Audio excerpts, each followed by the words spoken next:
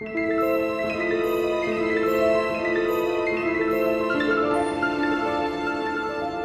guys, Jason here with a bit of an unpopular opinion. Indiana Jones and the Kingdom of the Crystal Skull. Is it really that bad?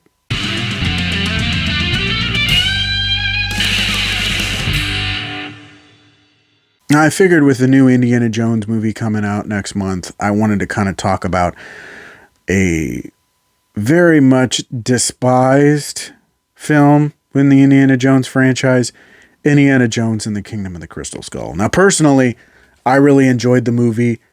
I know, of course, there are a few moments that really aren't the best in the franchise, specifically surrounding a certain someone who, as of this point, shall remain nameless.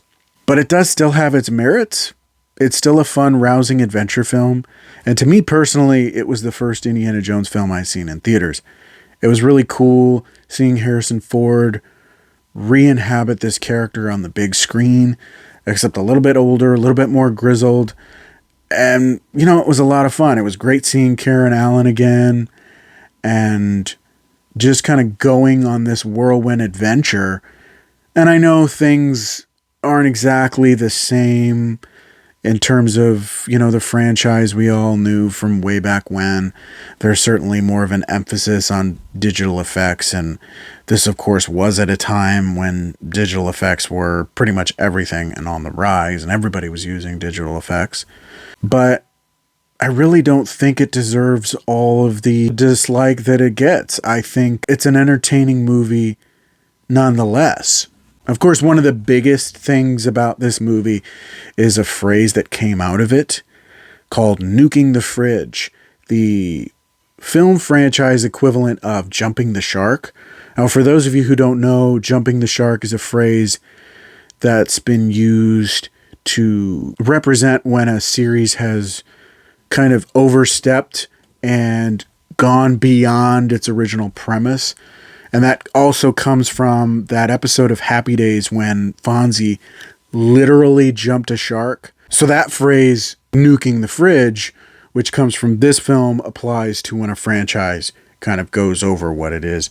And of course, the scene in question is when Indiana Jones uses a refrigerator to escape from a nuclear blast, which is completely ridiculous and unbelievable. But I would argue perhaps not as unbelievable as trying to survive a plane crash by jumping out using a life raft and then sledding down a snowy mountainside in said life raft.